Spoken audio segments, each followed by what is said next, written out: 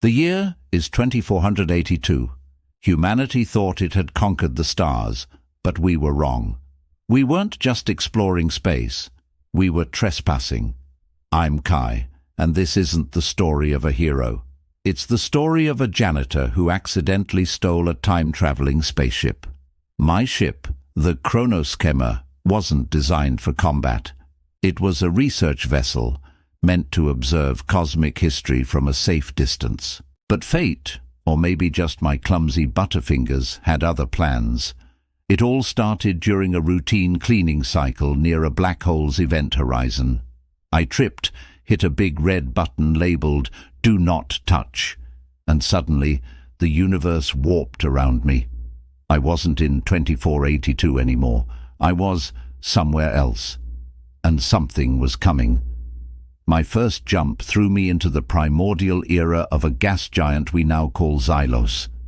The ship's sensors blared, warning of a life form. But there shouldn't have been any life here, not in this chaotic soup of methane and ammonia. Then I saw it. A colossal jellyfish-like creature, miles wide, with tentacles of pure lightning. It was a chronivore, a beast that fed on temporal energy. My little ship was a floating buffet. I had no weapons, just reinforced hull plating and an over-caffeinated brain. Thinking fast, I remembered my training. Not pilot training, janitorial training. I knew the ship's waste disposal system could eject matter at near light speed.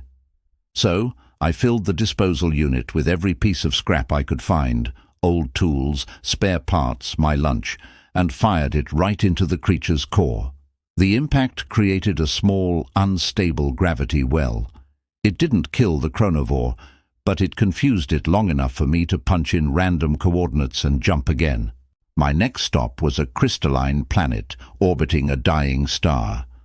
The landscape was breathtaking, towers of quartz and diamond shimmering under a crimson sky. But beauty in this universe is often a mask for danger. The moment I stepped out, the crystals began to sing, a low, hypnotic hum that vibrated through the soles of my boots. They weren't rocks, they were a hive mind, the crystalline chorus, as the ship's archives later told me. They didn't attack with claws or teeth, they attacked the mind. The song seeped into my thoughts, showing me visions of home, of a life I could have had. It promised peace, an end to running. It was tempting, so tempting. I almost gave in. But then a stray thought, a memory of spilling coffee on my supervisor, jolted me back.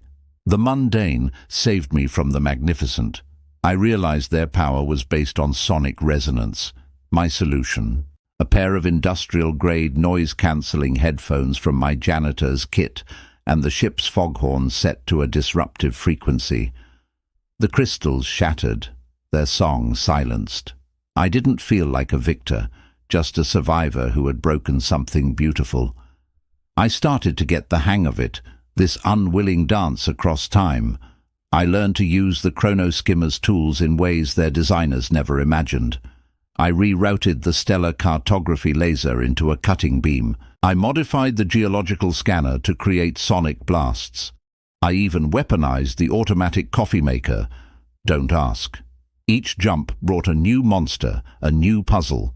There were the shadow weavers of the Nebula of Whispers, creatures of solidified darkness that couldn't be touched, only repelled by pure, focused light. I had to rig every lamp on the ship into a single blinding searchlight to carve a path through their territory. Then came the Silicon Scourge on a desert planet. Microscopic nanites that consumed metal. They started eating my ship from the outside in. I defeated them by luring them into a trap, a pile of my ship's non-essential but highly reactive cleaning chemicals. The resulting chemical reaction fused them into a useless, inert statue.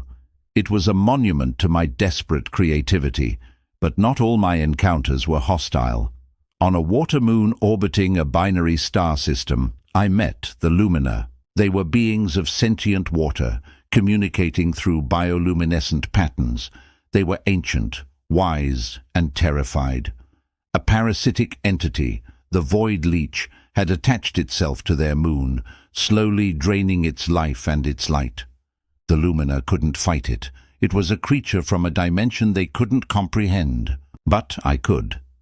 Using the Chronoskimmer's temporal sensors, I was able to identify the leech's anchor point, the single spot where it pierced the veil between dimensions. I couldn't destroy it, but I could dislodge it.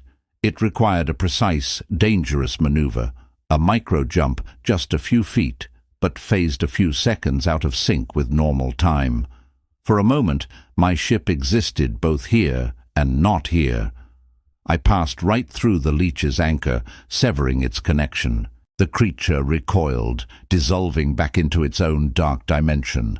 The Lumina flared with a light so bright it felt like a thank you. For the first time I hadn't just run, I had helped. It felt good. That experience changed me. I wasn't just a janitor anymore. I was a guardian, a reluctant one, but a guardian nonetheless. I realized these monsters weren't necessarily evil. They were just trying to survive, same as me. They were a part of the universe's grand, chaotic ecosystem. But my jumps, my panicked escapes, were disrupting that ecosystem.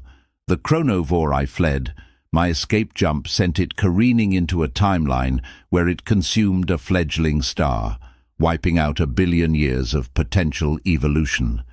The crystalline chorus I shattered. Their song maintained the planet's tectonic stability. Without it, the world would tear itself apart in a century. My actions had consequences, ripples across the river of time. The ship's archives, once a source of comfort, were now a catalogue of my mistakes. I knew I couldn't keep running. I had to fix this. I had to go back. But going back is the hardest part. My plan is to use the Chronoskimmer not to escape, but to restore. I have to guide the chronovore to an uninhabited black hole, a proper feeding ground. I have to find a way to synthesize the crystalline chorus's resonant frequency to save their world without succumbing to its song. And the Shadow Weavers, the Silicon Scourge. I have to undo the damage I've done, one jump at a time. I have to become a repairman for reality itself. It's a janitor's job on a cosmic scale. Clean up the messes you've made. The odds are stacked against me. The universe is vast and time is a fragile thing. One wrong move and I could erase myself from existence, or worse, shatter reality for everyone. I'm recording this log, this story, and sending it out as a data packet aimed at the general coordinates of Earth, circa the 21st century. Why? Maybe as a warning, maybe as a confession, or maybe, just maybe, so someone knows I was here.